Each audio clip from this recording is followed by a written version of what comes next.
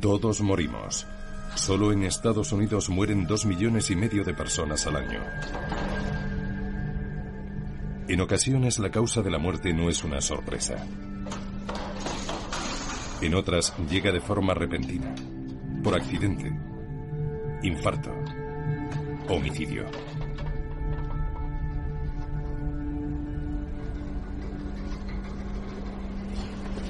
Hay especialistas médicos cuyo trabajo consiste en averiguar cómo y por qué muere una persona. Se les conoce como patólogos forenses o médicos forenses, y son ellos quienes hacen la autopsia o necropsia, tu último examen médico.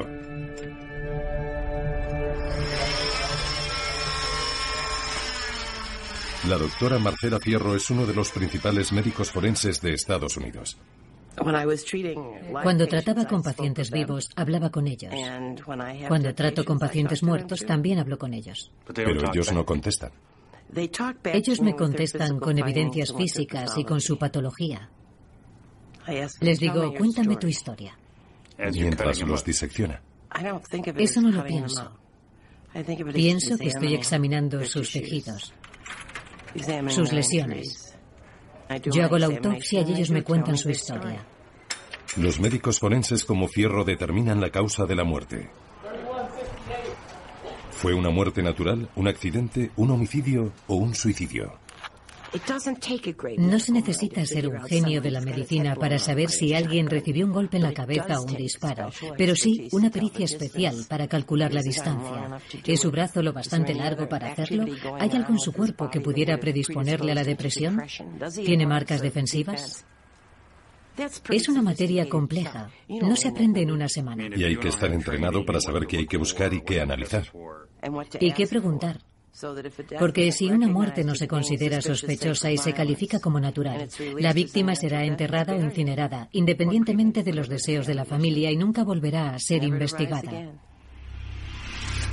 La élite de los detectives de la muerte ha inspirado a la ficción popular. Patricia Cornwell se inspiró en ella para crear a Kay Scarpetta, protagonista de sus novelas policíacas. ¿Ese es usted? ¿Soy rubia, con ojos azules y peso 55 kilos? Me niego a contestar.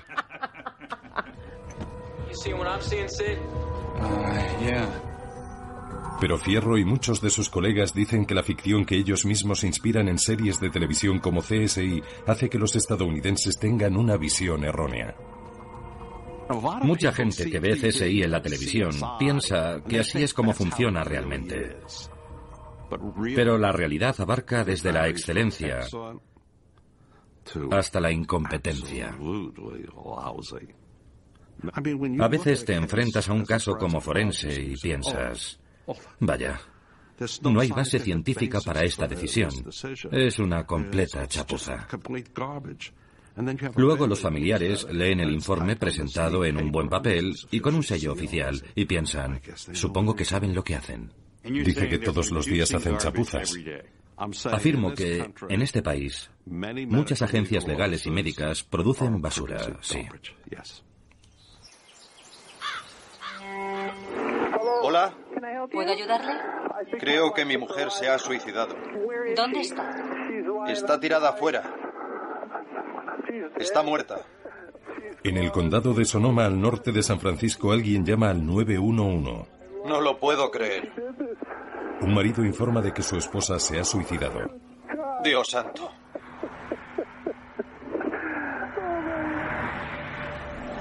Chris Reynolds, un investigador privado, trabaja en ese caso contratado por el abogado del marido. Nuestro cliente encontró a su esposa muerta. Estaba tumbada boca abajo sobre un balde de agua. Él la levantó e intentó reanimarla. Normalmente cuando aparece una esposa muerta, el marido es el primer sospechoso. Y eso fue justo lo que pasó en este caso. El sheriff del condado pidió una autopsia para determinar si se trataba o no de un homicidio. En el condado de Sonoma, las autopsias las realiza la empresa privada Grupo Médico Forense. Buenos días. Muy bien, adelante. El forense designado para realizar la autopsia fue este hombre, el doctor Thomas Gill. Todo el caso se apoyaba en lo que el forense determinara como causa de la muerte. ¿Qué fue lo que encontró? Él lo definió como caso de asfixia de manual. Y en el mundo de la defensa, cuando lees algo así, piensas, bueno, se acabó. Porque si un médico forense hace una afirmación así, esas son palabras mayores. Teníamos que asegurarnos de que ese tipo sabía de lo que hablaba. Reynolds empezó a investigar el pasado del Dr. Gill. Le siguió la pista desde Oregón, donde el Dr. Gill perdió su trabajo como profesor universitario, hasta Indianápolis, donde consiguió su primer empleo a tiempo completo realizando autopsias. ¿Había trabajado antes como médico forense? No. ¿Y en Indianápolis podía hacer autopsias? Sí, y muchas además. Hizo cientos y cientos de autopsias. Yo me concentré en Indianápolis y de repente empecé a descubrir cosas. Había sido detenido y acusado de conducir borracho camino del trabajo una mañana temprano. A partir de ahí era una historia tras otra sobre su incompetencia, sobre su incapacidad para hacer un diagnóstico correcto en casos de muertes de niños, que es lo más horrible a lo que uno puede enfrentarse, y él lo había estropeado todo. Las familias quedaron destrozadas porque él no sabía lo que hacía. Tras ser despedido a causa de esos escándalos, el Dr. Gill se mudó al oeste y encontró trabajo en Los Ángeles. El Dr. Gill también fracasó miserablemente en Los Ángeles. Era incapaz de hacer una autopsia correcta. Fue entonces cuando encontró un trabajo haciendo autopsias en el norte de California para el grupo médico forense. Aún hoy sigo sintiendo curiosidad por saber qué vieron en esa persona para que le dijeran, venga a trabajar con nosotros en casos importantes de asesinato. El equipo de abogados defensores decidió enfrentarse a la acusación con lo que Reynolds había descubierto. La acusación se negó a retirar los cargos, pero a los abogados les preocupaba el Dr. Gill. Así que empezaron a prepararle para que respondiera a las preguntas sobre su pasado y sobre la autopsia. Tenemos que preparar buenas respuestas para todo lo que puedan plantear. Y grabaron las sesiones. En ese caso creo que cometí un desliz. Cuando comenzó el juicio, la acusación se vio obligada a reconocer la existencia de las cintas y entregárselas a la defensa. Hay deficiencias en la autopsia. Bueno, ya hemos aludido a eso, pero puedo ser más concreto al respecto. Los días siguientes no salimos de nuestro asombro. Es lo más increíble que he visto nunca. Nunca. En realidad estaba en el lado izquierdo, aquí. Pero eso es algo que prefiero no decir. En las cintas, el Dr. Gill mentía sobre sus hallazgos y mentía acerca de su historial, hasta el punto de que la fiscalía no pudo seguir. Una mañana llegó al tribunal y retiró todos los cargos. Pero en los archivos oficiales aquella muerte sigue constando como homicidio, por lo que la comunidad desconoce aún qué fue lo que pasó realmente. ¿Es posible que escapara el culpable? No lo creo. No hay ningún signo clásico de muerte por asfixia, y me parece muy triste que la comunidad tenga que seguir preguntándose, ¿lo hizo o no? Y todo por una autopsia incompetente. Absolutamente incompetente, sí. En un cáustico informe sobre el caso, la abogacía del estado de California concluyó que la fiscalía era culpable, entre otras cosas, de haber ocultado pruebas sobre el Dr. Gill. El fiscal fue suspendido y apartado del ejercicio de la abogacía durante 4 años. El informe iba aún más lejos, describiendo al Dr. Gill como un forense incompetente, pero a pesar de eso no fue suspendido. Al contrario, siguió haciendo autopsias para el grupo médico forense. Este no es un caso aislado. Una investigación de ámbito nacional reveló que no existe ningún tipo de supervisión federal, ni de los forenses, ni de las agencias en las que trabajan. También descubrimos que en Massachusetts perdieron en varias ocasiones partes de cadáveres. En Michigan encontraron el cadáver de un banquero y no vieron el orificio de bala en su cuello. En Nebraska, unos asesinos quedaron en libertad debido a autopsias deficientes. Y en Mississippi, autopsias mal realizadas condenaron a inocentes a cadena perpetua. A veces la única razón de que una autopsia sea correcta o incorrecta depende del lado de la frontera estatal en el que te encuentres. Hay zonas en las que a un lado de la frontera hay un médico forense estatal y la autopsia es competente. En cambio, al otro lado de la frontera puede haber un juez de instrucción con pocos recursos y aún menos formación para investigar un asesinato. En más de 1.300 condados de todo el país hay jueces de instrucción que son políticos electos y dirigen investigaciones de asesinato. Hay jueces de instrucción que intentan trabajar en casos de asesinato, pero no tienen la formación necesaria, carecen de recursos, de infraestructuras y no tienen esa capacidad. Supongo que debemos preguntarnos si queremos que alguien que haya estudiado medicina y tenga una formación especializada decida la causa y la manera en la que hemos muerto. O arriesgarnos.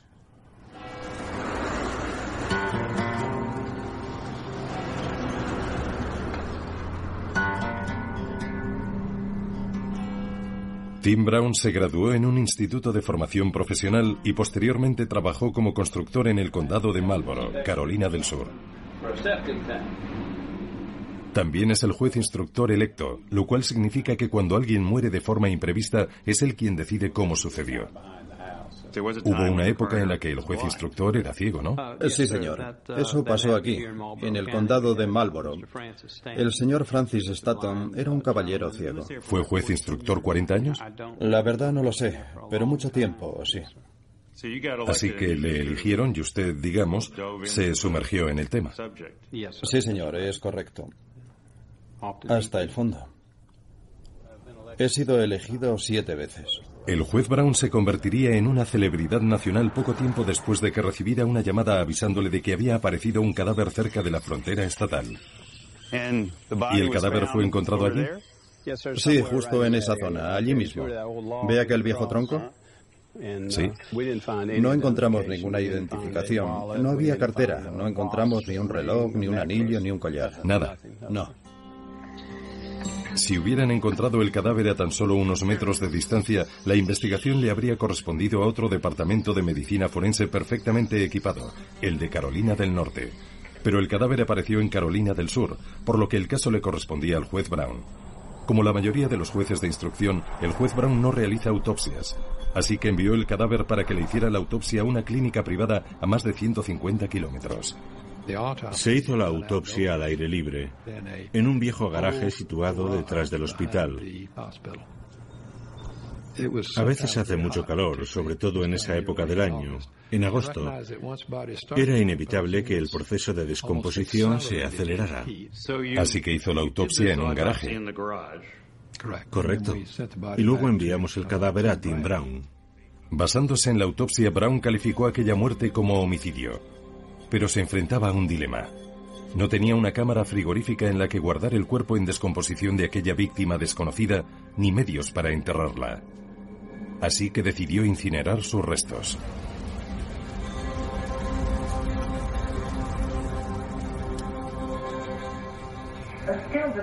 Esta noche hablaremos de la historia aún sin aclarar del padre de la estrella del baloncesto Michael Jordan. James Jordan desapareció hace 3 semanas.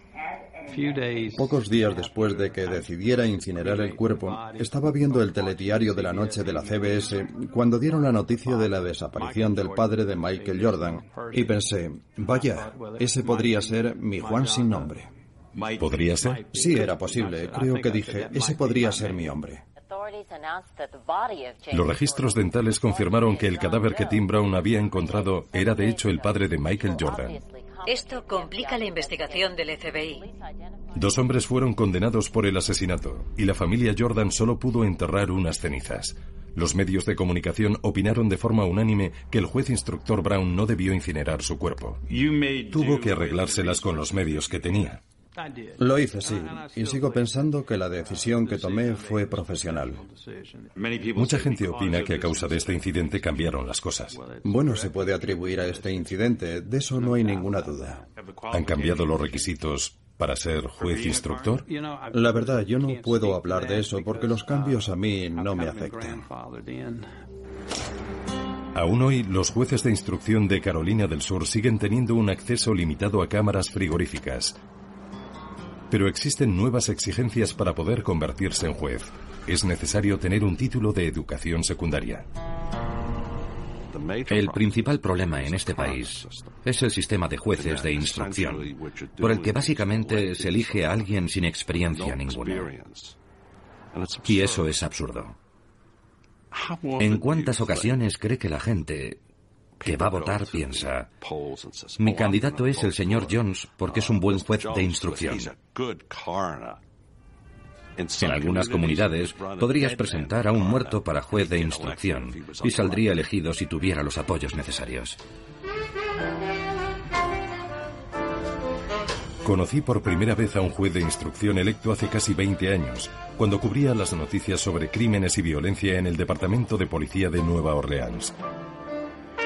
Entonces el juez de instrucción de Nueva Orleans era el Dr. Frank Minjard, un tocólogo. 20 años después, el Dr. Jazz, como también es conocido, sigue en su puesto. Es el juez de instrucción con más años de servicio de Estados Unidos.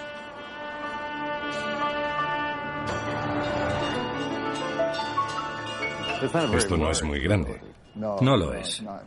Durante el huracán Katrina, el juez se convirtió en parte del folclore de la ciudad cuando cruzó a nado las calles inundadas para llegar al trabajo. Había 2 metros de agua donde están esas barcas. Ahí estoy yo, y puede ver mi pistola John Wayne. Las hazañas de Minjard le sirvieron para ser reelegido. Usted es el juez de instrucción electo. Sí. ¿En cuántas ocasiones ha sido elegido?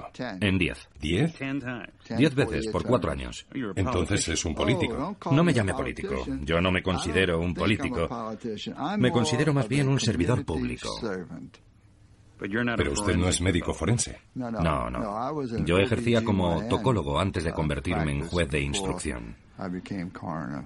Tengo a 5 médicos forenses a mis órdenes.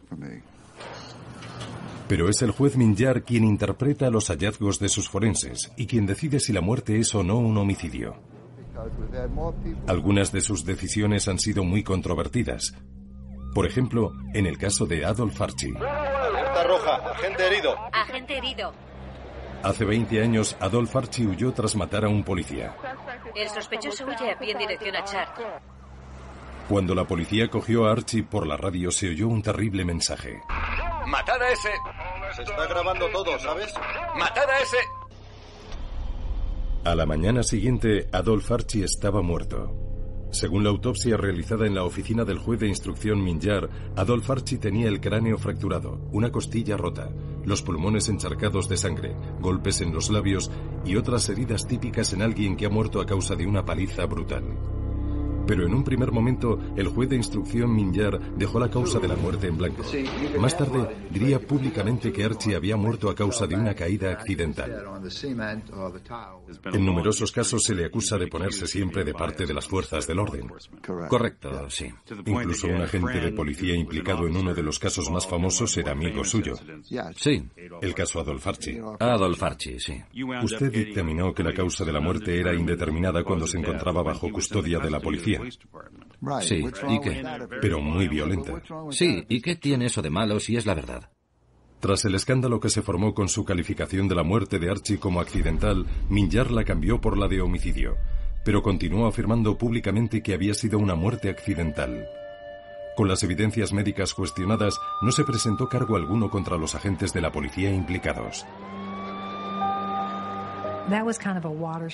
Aquel incidente marcó un hito en esta ciudad. Yo tenía la impresión de que en esta comunidad podían matar a Adolph Archie de una paliza brutal a plena luz del día y no pasaría nada. De esta manera se enviaba a la comunidad un mensaje extremadamente pernicioso. Todo vale. Algo que resultó ser cierto tras las secuelas del huracán Katrina, cuando la policía de Nueva Orleans perdió el control. Cuando se descubrió el cadáver de Henry Glover en un coche quemado, todas las evidencias apuntaban a que los responsables de su muerte eran agentes de policía. Pero el juez instructor Minjard no calificó esta muerte como homicidio, por lo que no hubo ninguna investigación sobre el crimen. ¿Un cuerpo quemado dentro de un coche quemado? Para empezar, ¿detrás de la comisaría? Bueno, mírelo así. Y ahora mírelo desde mi punto de vista. No lo sabemos. Es imposible que yo pueda asegurar que fue un asesinato. Es imposible saber cómo murió aquel hombre. Pero el año pasado una investigación federal extraordinaria descubrió que la muerte de Henry Globed había sido de hecho un homicidio, y un agente de la policía de Nueva Orleans fue condenado por el asesinato. Como resultado, mucha gente tiene la impresión de que las fuerzas policiales tienen una gran influencia, digámoslo así, a la hora de decidir la calificación de una muerte. Ante eso, yo digo, la policía no tiene nada que ver con mis decisiones. Nos hemos enfrentado a la policía y al fiscal del distrito, y siempre salimos en el Palacio de la Verdad. Recuerde eso siempre. El Palacio de la Verdad.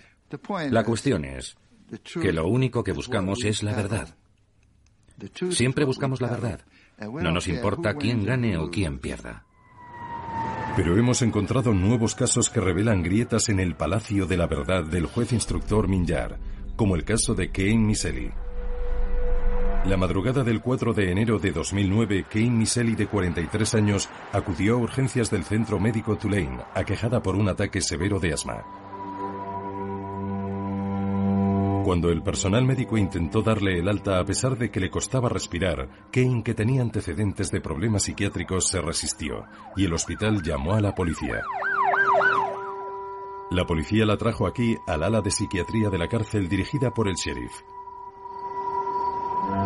A pesar de su ataque de asma, los guardias la inmovilizaron tumbándola en la cama de la celda y atándola con 5 correas.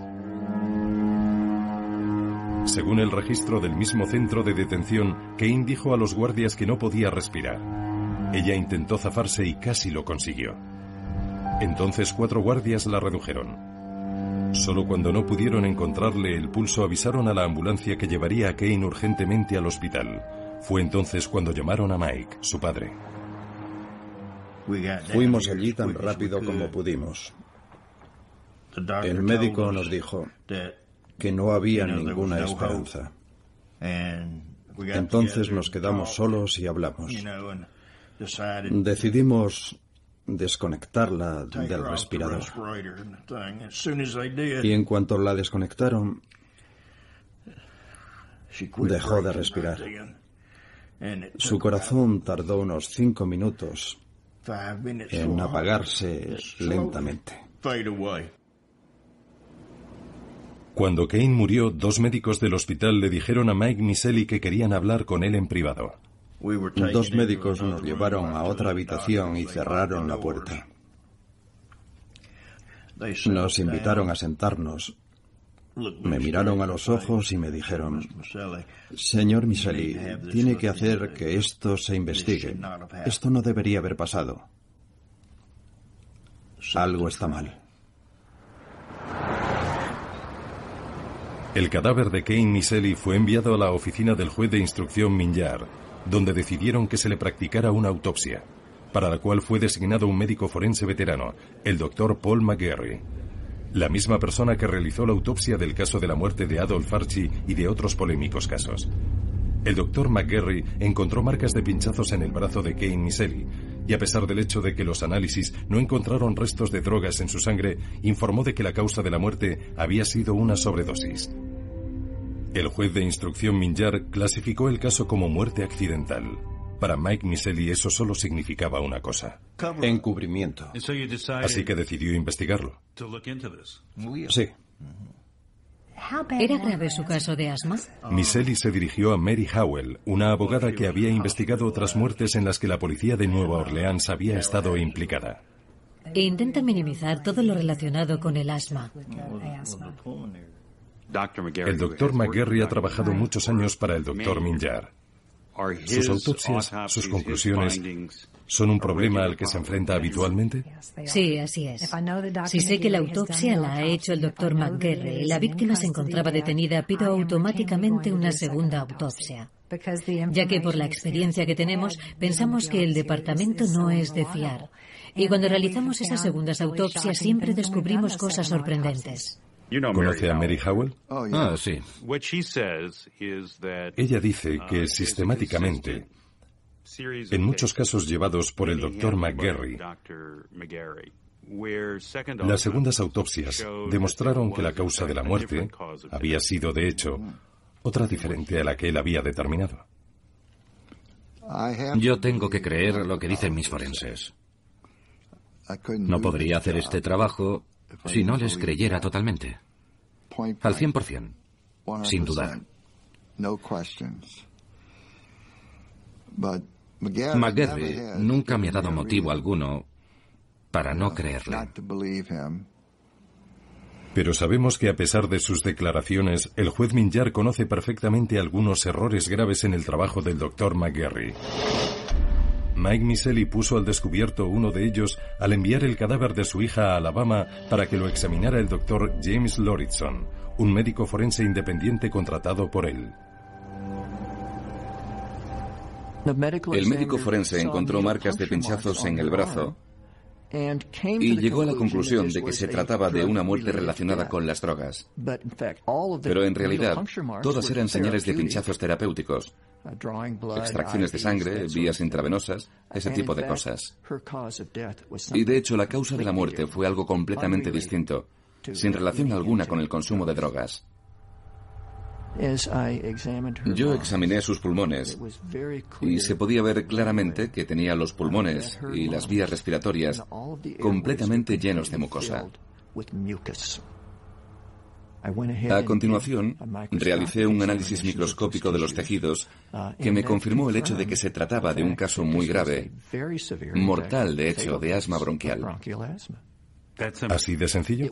Era así de sencillo. Cuando descubrió que la habían atado en la cama y que ella era asmática, ¿cuál fue su reacción? Tumbar a un asmático y atarlo durante un ataque agudo de asma es prácticamente lo mismo que condenarlo a muerte. Si no lo tratas médicamente y lo tumbas y lo atas, es casi seguro que morirá. En 2010, Miseli presentó una denuncia contra el sheriff y los ayudantes supuestamente implicados en la muerte de Kane. También denunció al Dr. McGarry, el médico forense del juez de instrucción Minjar. Ahora la han calificado como muerte natural. Con el juicio aún pendiente, el juez instructor Minjar revisó la autopsia de McGarry y cambió la causa de la muerte. Este es el aspecto que supuestamente tendrá el nuevo certificado de defunción. Y aunque hayan escrito mal asma, sabemos de lo que están hablando.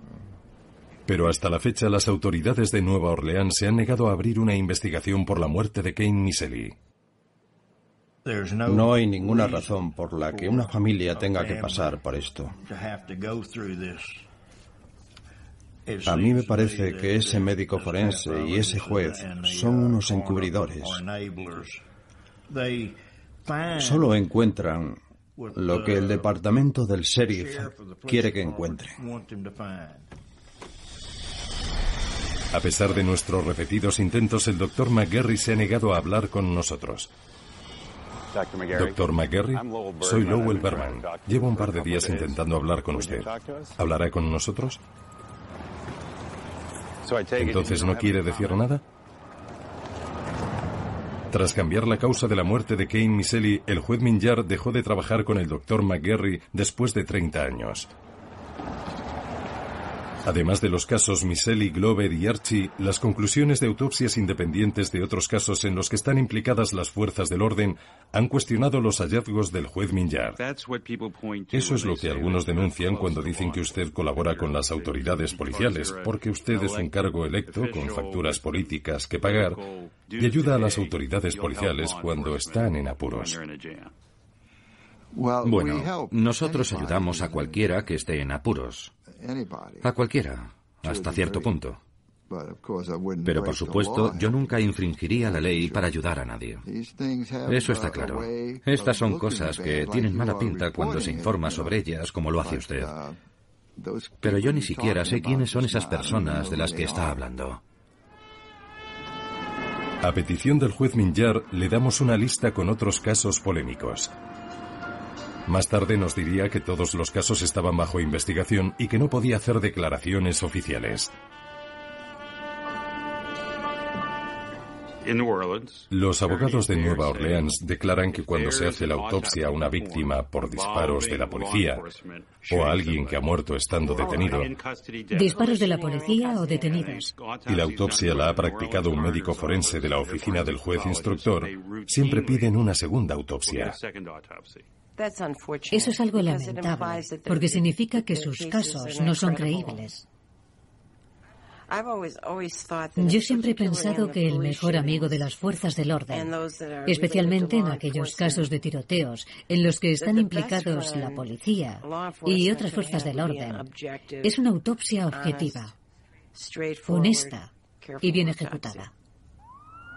Debido a la percepción de parcialidad y otros problemas que afectan a las investigaciones de crímenes en todo el país, la doctora Marcela Fierro colaboró recientemente en un estudio de la Academia Nacional de las Ciencias. Su primera recomendación fue eliminar a los jueces de instrucción. Y no es una recomendación nueva. Es la cuarta vez que un estudio de ámbito nacional recomienda que las investigaciones forenses las lleven a cabo médicos, concretamente médicos especializados. No es una idea nueva. Es una cuestión de profesionalidad. No estoy en contra de los jueces de instrucción, estoy a favor de la profesionalidad. 3156 is a 37-year-old white female. She's last seen alive. Llevo más de 35 años trabajando como forense. Y aún me sorprende la cantidad de lugares que hay en este país que carecen de un sistema de investigación criminal eficiente. El doctor Ross Sumwalt de Nuevo México fue uno de los autores del estudio en el que se recomienda una regulación nacional y que todos los departamentos forenses del país sean inspeccionados y autorizados. Me sorprende que no se exija una acreditación para algo tan importante para nuestro gobierno como es la medicina forense legal. Para cualquier cosa se exige un título. Los hospitales tienen una autorización. Los barberos tienen un título. Cabría esperar que el sistema de investigación legal en casos de muerte se sometiera periódicamente a inspecciones para su homologación. Necesitamos una normativa nacional, porque existen muchas diferencias entre estados. Las agencias de investigación deberían estar dirigidas por un médico forense y no por un cargo electo para cumplir con las nuevas exigencias. Pero los jueces de instrucción dicen que la mayor parte de sus oficinas realizan un trabajo ejemplar, como la de Las Vegas. No me preocupa tanto quién dirige la oficina como su integridad, su experiencia profesional y su formación. La oficina de Las Vegas dirigida por Murphy fue el modelo para CSI. Fue el único juez instructor al que la Academia Nacional de las Ciencias invitó a testificar. Contribuyó con su testimonio al estudio de la Academia Nacional de las Ciencias. Sí. ¿Apoya sus recomendaciones? No enteramente. ¿Cuáles no aprueba? No estoy de acuerdo con la eliminación de la oficina del juez instructor. No se puede arreglar un tema complejo con una decisión tan drástica. ¿Una decisión drástica? ¿Quieren acabar con todos? Creo que lo que quieren decir es, acabemos con esto y sigamos en esta dirección. Hay un proverbio chino que dice, ten cuidado con lo que pides. Dudo que el sistema pudiera funcionar sin los jueces de instrucción. Lo primero es tener suficientes médicos forenses, y si no se tiene eso, todo el sistema se derrumba. Hay una demanda enorme y muy poca oferta. Se necesitarían al menos 1000 médicos forenses para realizar todas las investigaciones de este país. Pero según la Academia Nacional de las Ciencias, actualmente hay menos de la mitad en ejercicio. Durante muchos años, la financiación del sistema médico legal ha sido tan pobre que los sueldos no eran competitivos y las instalaciones eran pésimas. Según una investigación realizada hace unos años, el 10% de las oficinas no tenían un aparato de rayos X. Piénselo bien. Los rayos X son un aparato del siglo XIX. Un instrumento médico. ¿Y esas oficinas no tienen rayos X? Lo que quiero decir es que con instalaciones malas y salarios bajos no puedes atraer a los profesionales. Para reformar el sistema de investigación legal, según el estudio de la Academia Nacional, se requeriría el apoyo del gobierno federal. En la actualidad, el gobierno de Estados Unidos no financia prácticamente ni a los forenses ni a los jueces de instrucción.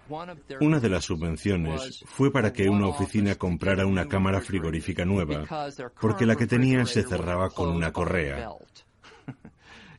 Así de mal financiadas están. Yo mismo he trabajado en lo que era un antiguo garaje, con una sola bombilla colgando del techo. Una sola bombilla sobre mi mesa de autopsias. Hace mucho tiempo que nadie del gobierno federal se ocupa de la medicina forense.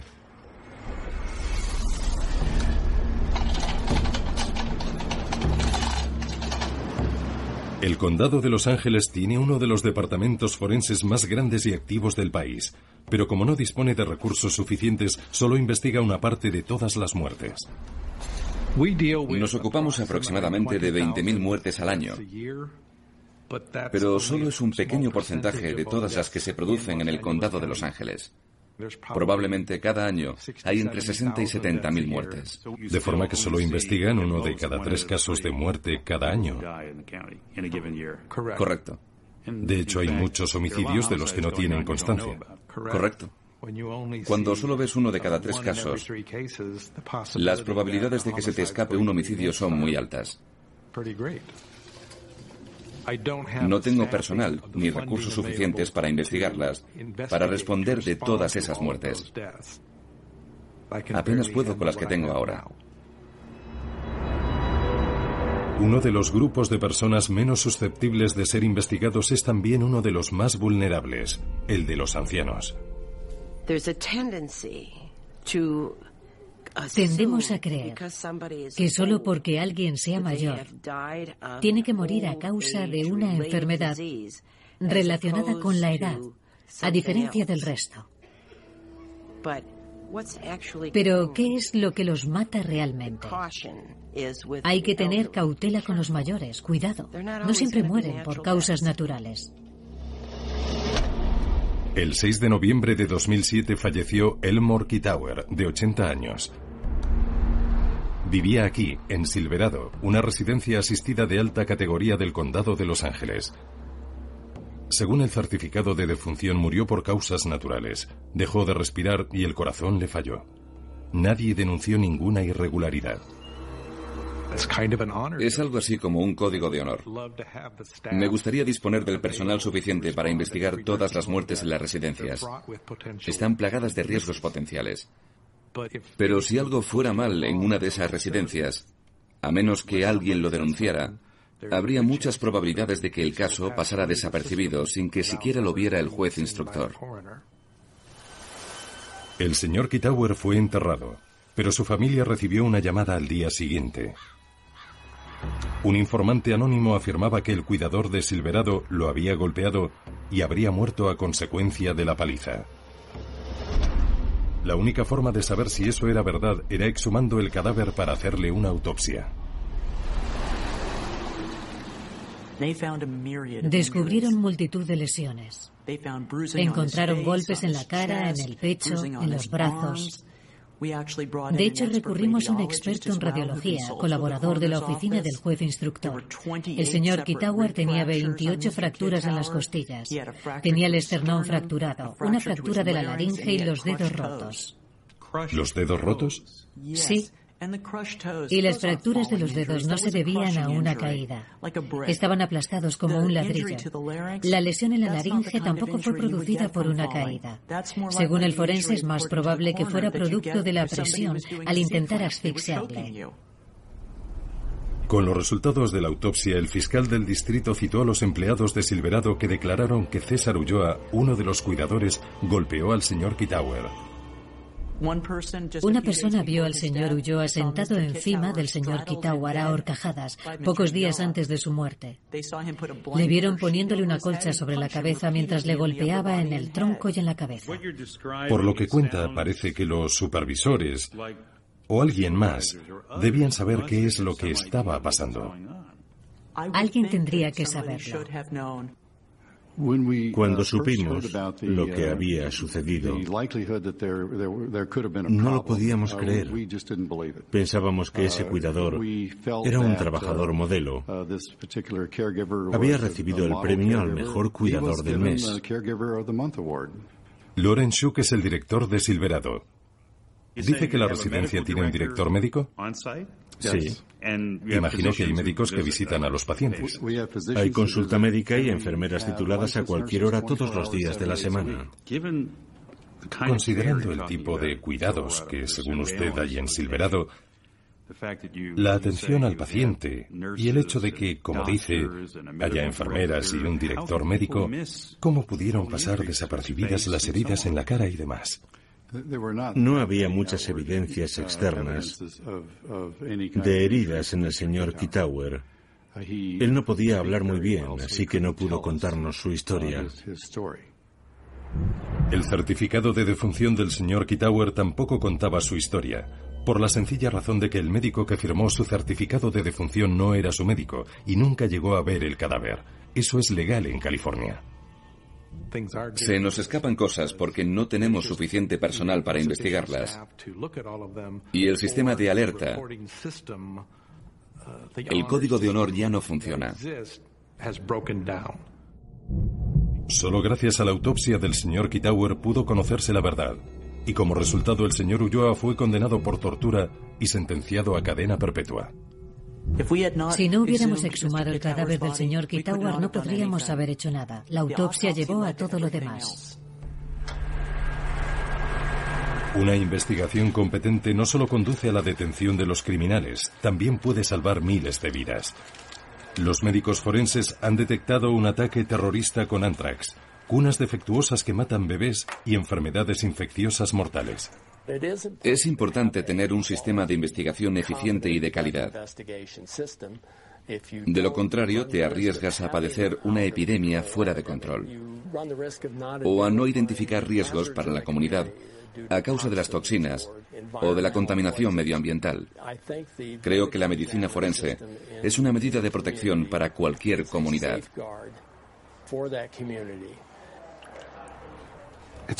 Y costaría aproximadamente entre $2,25 y $2,50 por persona al año, que es seguramente menos de lo que pagas por una Coca-Cola en el cine. Y ese es, en estos momentos, el precio aproximado de una buena oficina médico-forense. Los economistas consideran un bien público las autopsias y la medicina forense, al igual que un departamento de bomberos, porque las autopsias salvan vidas, además de resolver crímenes. Pero a diferencia del departamento de bomberos, los ciudadanos no son conscientes de su valor. No hay llamadas a la protesta popular por las investigaciones legales en caso de muerte en este país. La gente no se manifiesta, no protesta porque los médicos forenses o los jueces de instrucción no estén haciendo su trabajo. Creo que mucha gente solo se da cuenta de esto cuando le afecta personalmente. Cuando un miembro de su familia muere violentamente y quiere saber qué ha pasado, y cuando consigue buenas respuestas a sus preguntas, lo agradece. Si no consigue buenas respuestas, no puede ir a ninguna parte a buscarlas. Tiene que conformarse con lo que hay. En ese caso, creo que debí cometer un desliz. ¿Recuerdan al doctor Thomas Gill, que fue preparado para ese caso de asesinato en California y más tarde calificado como médico forense incompetente por la Abogacía del Estado de California? Un año después del juicio, abandonó California para hacer autopsias en Kansas City, Missouri. El doctor Gill volvió a ser noticia en Kansas City. Una segunda autopsia independiente demostró que un hombre que según él se había suicidado había muerto debido a las heridas sufridas en un accidente de tráfico. El Dr. Gill declaró a un canal de televisión que los errores suceden. A veces, aunque nos esforzamos, aparece una información nueva que nos obliga a corregir cosas. Finalmente el Dr. Gill abandonó Kansas City. Fue entonces cuando hizo el movimiento más asombroso de su carrera. Buenos días, oficina del Dr. Gill. Descubrimos que el Dr. Gill había vuelto al norte de California y que hacía autopsias para la misma compañía con la que había trabajado en el pasado, el Grupo Médico Forense. Puede que haya tenido problemas en el pasado con la bebida, pero ya lo ha superado. El Dr. Josselson es uno de los propietarios del Grupo Médico Forense. ¿El Dr. Gill es un buen forense? Sí. ¿Y cree que hizo bien su trabajo en el condado de Sonoma? Así lo creo. Se demostró que ese caso se vino abajo en parte porque él fue preparado para dar respuestas falsas en su declaración. Lo sé. ¿No ha leído el informe de la Abogacía del Estado? No, ni siquiera sabía que existiera. ¿Ha visto alguna vez esas cintas? Son de acceso público. Se ve lo que pasaba en aquellas sesiones, los temas que trataban. Me contaron lo que pasó, sí. Pero no las ha visto personalmente. No las he visto. ¿Y Grupo Médico Forense no las ha estudiado? No. Ni los expedientes de Kansas City. No los he estudiado. Así que lo volvieron a contratar, pero no está seguro de por qué. Intento encontrarle sentido. Por lo que nos han contado, no es solo que él no dijera la verdad. En realidad sabía muy bien lo que hacía. Lo único que puedo decir es que cuando le he observado y he leído sus informes, es muy competente y creo que es un buen médico forense. ¿Ustedes tienen algún control de calidad? ¿De alguien controla su trabajo? No todas las jurisdicciones lo hacen. Solo algunas lo hacen. ¿En los lugares para los que trabajan alguien controla su trabajo? Sí. Pero no en todos. Exacto. Entonces no existe ningún control. No existe. Si un juez instructor que ha contratado su empresa decidiera que no quiere al Dr. Gill, ¿le enviaría a otra persona? ¿Es así como funciona? Sí. Él ya nunca va a Sonoma. Pero el Grupo Médico Forense hace autopsias para otros 14 condados de California. Y los registros públicos nos permitieron comprobar que el Dr. Gill practicaba autopsias en uno de ellos, el condado de Yolo, cerca de Sacramento. Pese a rechazar numerosas peticiones para entrevistarle, el Dr. Gill nos envió una carta en la que contaba que desde que había regresado a California nadie había cuestionado la calidad de su trabajo. El Grupo Médico Forense trabaja en el norte de California para jueces de instrucción electos que también son sheriffs. El del condado de Yolo es Ed Prieto. ¿Revisa los historiales de los forenses que trabajan aquí? Verificamos sus historiales para asegurarnos de que no tengan antecedentes o que no hayan estado implicados en actividades delictivas. Nos aseguramos de que sus títulos son válidos y de que tengan buenas referencias. Sí, lo hacemos. Porque hemos encontrado el nombre del Dr. Gill y él ha tenido problemas graves por todo Estados Unidos. ¿De verdad? En 2006, tras un caso en el que estuvo implicado en el condado de Sonoma, la Abogacía del Estado concluyó, bueno, le dedican todo un capítulo. Puedo dárselo. Le llama forense incompetente. La primera noticia que tengo. No lo sabía y creo que me ha alertado de algo para lo que dependo siempre de los expertos. Y a veces los expertos no te dan la información correcta. Así que creo que lo investigaré a fondo. Tras la entrevista, el sheriff y juez de instrucción Prieto pidió al Grupo Médico Forense que no volviera a enviar al Dr. Gill al condado de Yolo. Poco después, el Grupo Médico Forense nos envió una carta diciendo que el Dr. Gill ya no trabajaba para ellos porque no había suficiente volumen de trabajo para mantenerlo como trabajador a tiempo completo. Poco antes de la emisión de este programa, el Dr. Gill nos contó que estaba buscando un nuevo trabajo.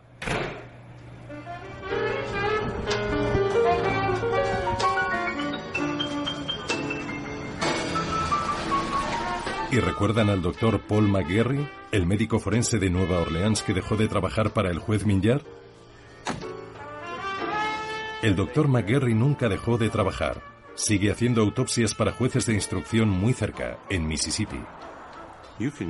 Puedes conseguir un trabajo en la oficina del médico forense, en la oficina del juez instructor, en muchos lugares, porque al organismo político del que depende no le importa. Tienen un presupuesto y van a contratar a alguien. Van a cubrir la vacante y si la persona no está cualificada, bueno, es igual. El problema es que los poderosos están satisfechos con los servicios que prestamos.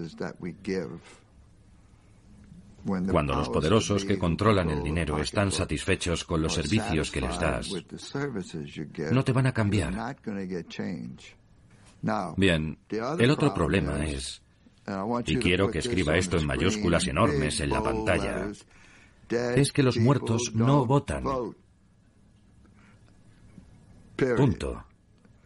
Los muertos no votan.